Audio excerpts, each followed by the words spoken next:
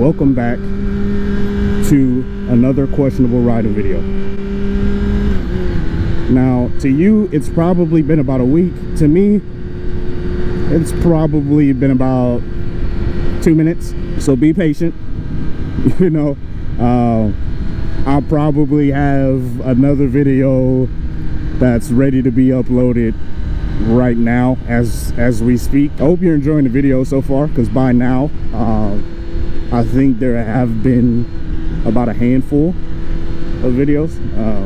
I hope you're enjoying them, and I hope you're having a good day. But enough of this mushy stuff. So you want to get a motorcycle. The first thing that I believe you need to have correct is your mind. Ooh, we're gonna pass.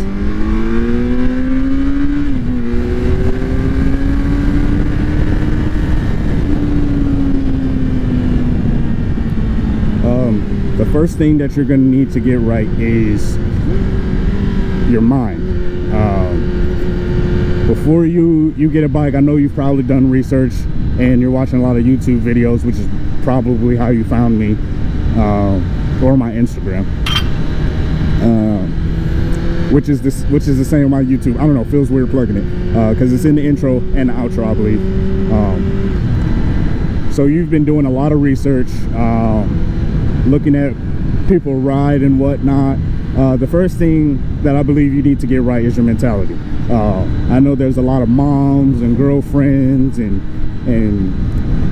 friends who have lots of stories, like, oh, I know a guy who like flew 89 feet into the air and then did a handstand on impact and all this craziness. And it's like, bro, why do you have such a terrible story about a hobby I'm trying to get into? What is your problem? Always look multiple ways, even at a stop sign. I don't trust people. So it's like, yo, why do you have so many terrible stories? It's like, if you told me you wanted to get into swimming, I wouldn't tell you like, yo, I done seen 9 people drown, terrible deaths. It's like the water had a life of its own and drowned all of them. It was crazy. It was something I ain't never seen before. I mean, if I was you, I wouldn't go anywhere near water. You see how that kind of sounds? It's like, what are you talking? Yes, riding a motorcycle is inherently dangerous because of how quick they are and how small they are, so people can't see them. But you need to get your mentality right, because if you're half on, half off about getting a motorcycle, and you get one, it's kind of going to enforce that fear, and you shouldn't be scared. You should have a healthy respect for your motorcycle, but you shouldn't be scared of it, because if you're riding and you're like, man, my mom said that like people die on this stuff, and you're already pretty uptight about it, then I don't think you're gonna have a good time riding a motorcycle.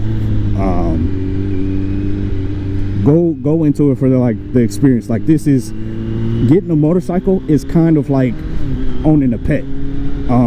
You have to learn your pet, your cockatiel, that's a bird, I think. I'm pretty sure that's a bird.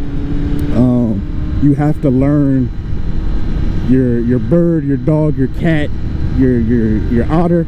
Oh, I would love to pet an otter someday, but I digress. You have to learn your pet and their attitude, you know, their temperament. You wouldn't get a dog that's like high energy if you don't do high energy activities. Like, you wouldn't get a dog that loves to go hiking if you sit on the couch all day. Don't get a leader bike if you don't plan on doing leader bike things. So if you want a sportier ride where you're like, oh yeah, I want to go fast, then get yourself a sport bike, or you're like, oh, I want to go long distance, get yourself a cruiser. For me, I wanted something that's kind of good for like everyday things. It's got a little bit of everything. You know, it has the ability to go longer distances, and it, you know, it has an upright position. It's more comfortable than a sport bike. It's good for commuting. So get your mentality right. Do your research. Know that that is your bike. When you're on this bike, it doesn't matter what your mom said. It doesn't matter what anybody says. Once you're on this bike, if your mom is like, oh, you're gonna kill yourself on that thing, as soon as you throw your leg over this beautiful machine that you've chosen to purchase, it should be like noise canceling headphones. You should be only focused on the road. You should be only focused on shifting correctly. You should be only focused on keeping yourself safe. You should not be worried about what other people have to say when it's time for you to ride your own bike. And I guess the second thing is going to be do the class. I mean, you don't have to do the class. I think you can be street legal on a motorcycle by taking the test at the DMV. You can take the you can take the test at the DMV. They'll have you like go through some cones and whatnot. To my knowledge, I don't know because I took the course. I think the course is the best mode of action if you know nothing about motorcycles and you're kind of starting off at zero. See, I didn't know anything about motorcycles when I started riding, so I took the course. And at the course, they teach you everything from clutch to braking to leaning to body position, maybe, I don't know. But they do teach you a lot of things that you won't be able to learn on your own unless you come from motorcycles. So you either can take the motorcycle course. I took something called MSF. I don't know if there's other programs out there, but it's called the Motorcycle Safety Foundation. You can Google it up, and then it'll bring up a site where you can put in your zip code, and it'll give you all the closest classes. And it does vary in price depending on where you are, but it gives you all the classes in your area. I don't think you need to bring anything besides like proper riding clothes. Well, not proper riding clothes, but long sleeve, long pants, and some decent boots. But on the website they'll tell you specifically what to do. So there's the course, there's of course taking the DMV test on your own, which is probably cheaper, and I want to say those are the two options to get yourself legally licensed to ride a motorcycle. And then second is gear. I don't have anything against people who squid. I just don't like that they don't wear a helmet. That's the only thing. I know that gear is expensive. Gear is very, very expensive, so I don't sweat people who don't wear gear. I mean, I don't have really a right to sweat people who don't have gear, because, you know, number one, don't give a shit what anybody says about you when you're on your motorcycle, unless it's the boys in blue. But that's your bike, you ride it how you want. But gear, at the minimum, please get a helmet. Helmets are, I think this one was like $150. In the description I have exactly what kind of helmet it is. I just have I bought a black visor, which is like 45 bucks, because, you know, the sun out here gets outrageous sometimes. But yeah, gear is very expensive. Yes, a full leather suit is probably the best form of protection that you're gonna get on a motorcycle, but those things are thousands of dollars. I want to say like $2,000 might be the cheapest I've seen one of those suits. But get the gear for the type of riding and the type of environment that you're in. If you're in Arizona, you're probably not gonna want to wear a full leather suit. You're probably gonna want to wear something that's breathable and has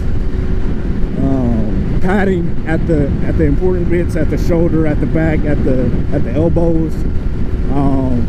Riding pants are by far one of the most expensive pieces of gear to get. And me personally, I found it hard because I have pretty big legs.